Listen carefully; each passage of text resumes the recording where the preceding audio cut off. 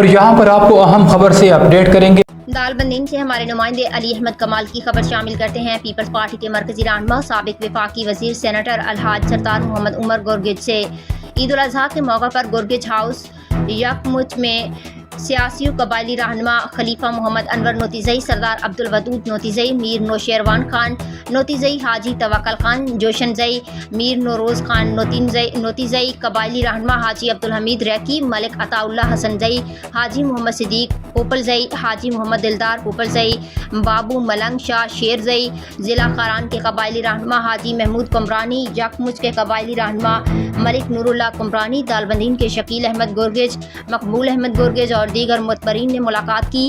कबायली रहनुमा हाजी मोहम्मद इब्राहिम गुरगिज, नज़ीर अहमद नोतानी समेत दीगर भी इस मौका पर मौजूद थे।